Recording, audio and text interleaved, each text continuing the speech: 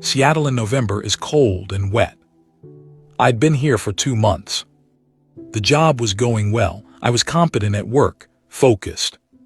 At home, I was just existing. Therapy once a week, work 5 days a week, weekends alone. I'd made peace with the idea that I'd never know why my family cut me off. Or so I told myself. I was at a coffee shop near my office. One of those places with big windows where you can watch the rain and pretend you're in a movie about someone with a more interesting life than yours. I was on my laptop, reviewing project timelines when I heard my name. Danny. I looked up. Alicia Sell. She was a family friend from back home, known her since college. She'd been at family gatherings over the years, friendly but not close. Alicia, what are you doing in Seattle? Conference, marketing summit.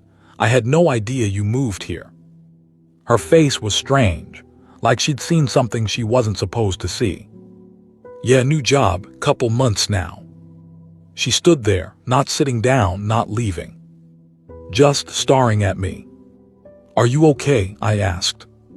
Can we talk outside or somewhere public? That was odd phrasing. Somewhere public, like she was afraid to be alone with me. We're in a coffee shop, this is public. I know, She sat down across from me, kept her coat on, kept her bag in her lap. Like she was ready to run. Danny, I need to ask you something. Okay. Do you know why your family cut you off? My chest tightened. No, they never told me. I asked for months. No one would explain. She studied my face. You really don't know. I really don't know. Alicia, if you know something, please just tell me. It's been 6 months. I moved across the country. I just want to understand what I did. She took a breath. You didn't do anything. I waited. It's about Opal. The way she said my niece's name made my stomach drop. What about Opal? Is she okay? Physically, yes. Mentally, I don't know. What happened? Alicia looked around, like she was checking if anyone could hear us. Then she leaned forward and spoke quietly. Ruby found something in Opal's room, back in May, right around when they stopped inviting you to things. Found what? Pictures of you. A lot of pictures, some printed from Facebook, some that Opal had clearly taken at family gatherings without you noticing. I felt cold. And other things. Items, your things, a shirt you'd left at their house once, a coffee mug you'd used, little things you probably didn't even notice were gone. I couldn't speak. Ruby walked in on Opal. Alicia paused. She was in a compromised position with your photos, your belongings around her. The coffee shop noise faded. Everything sounded distant. No. Ruby panicked. She gathered everything, confronted Opal. Opal admitted she'd had feelings for you, had been fixating on you. She's 16. I know. She's my niece. I know. I never did anything. I never even knew. I believe you, Danny, I do. That's why I'm telling you this. My hands were shaking. Why didn't they talk to me? Why didn't Ruby call me? We could have gotten Opal help, therapy, something. Ruby told your parents what she found. They decided as a family that the safest thing was to cut you off completely, to protect Opal. Protect her from what? I didn't do anything. They think maybe you encouraged it somehow, without realizing. How? By being her uncle, by helping with her homework, by showing up to family events and being nice to her. I'm just telling you what they think. Did anyone ask Opal if I ever did anything inappropriate? Alicia was quiet. Did they? I don't know. I wasn't there for all the conversations. I just know that Ruby convinced everyone that removing you from the situation was the safest option. The safest option for who? Not for me. Did anyone think about what this would do to me? Danny. I spent 4 months thinking I'd done something unforgivable. I had no idea what. I went to therapy thinking I might be losing my mind.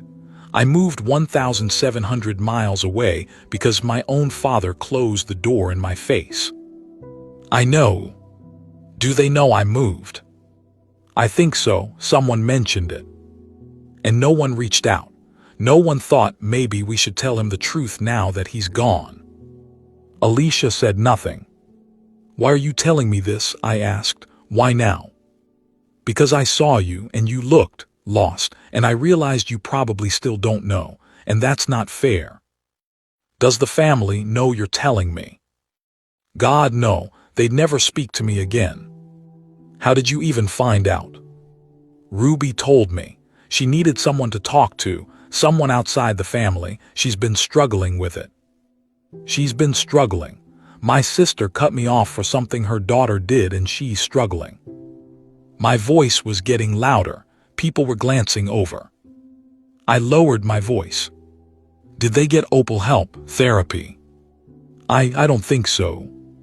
They didn't get her help. Ruby thought it would go away if you weren't around, that Opal would move on.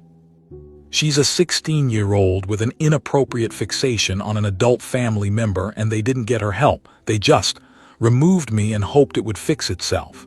I'm sorry, Danny. Don't apologize for them. We sat in silence.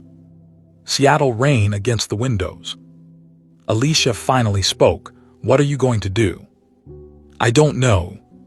Are you going to contact them? I thought about it. My parents who believed I'd somehow caused this. My siblings who went along with it.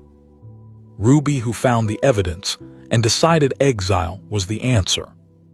Opal who needed help and didn't get it. I don't know, I said again. For what it's worth, I don't think you did anything wrong. Thanks. I should go. My conference session starts soon. She stood up, hesitated. Danny, be careful if you do reach out. Ruby is protective, and the family has convinced themselves this was the right decision. The right decision was getting Opal professional help and having an honest conversation with me. I know. She left. I sat there for another hour. My coffee went cold, the rain kept falling, and I tried to process what I just learned. That night I didn't sleep. I lay in bed replaying every interaction I'd ever had with Opal. Had I missed something? Had I been inappropriate without realizing? No. I'd been her uncle. I'd helped with homework, attended her school plays, brought birthday gifts, normal uncle things. There was nothing inappropriate. Nothing that would have encouraged that. But my family decided I was the problem anyway. Easier to blame me than to address Opal's mental health. Easier to cut me off than to have difficult conversations.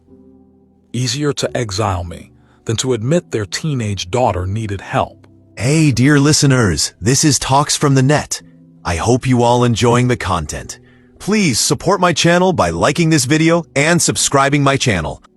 The next day, I called my therapist. Emergency session. I told her everything Alicia had said. How do you feel? She asked. Angry, relieved, angry again, confused, relieved. That I didn't do something terrible, that I'm not crazy. That there was a reason, even if it's an insane reason. And angry.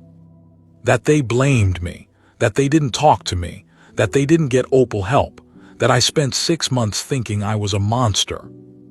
Those are valid feelings. What do I do? What do you want to do? I thought about it. I want answers, real ones from them. Are you ready for those conversations?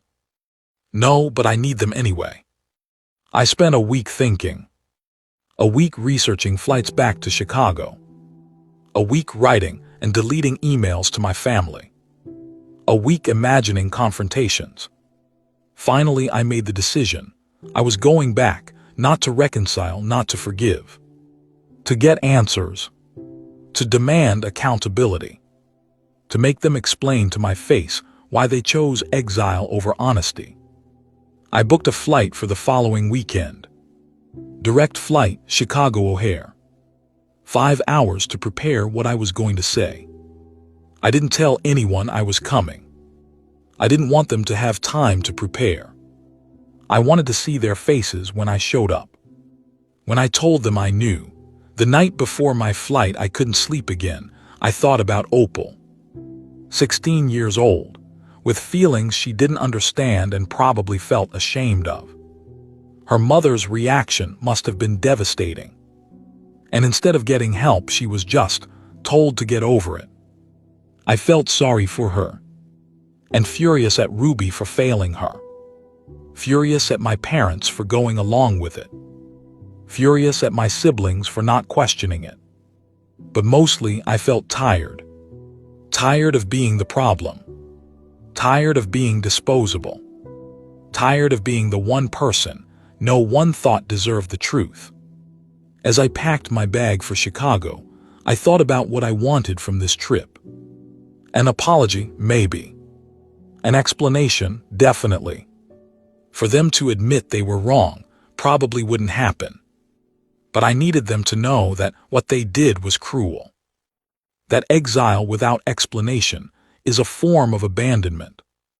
That I deserved better. That Opal deserved better. And that their silence had consequences. I was done being the person who disappeared quietly.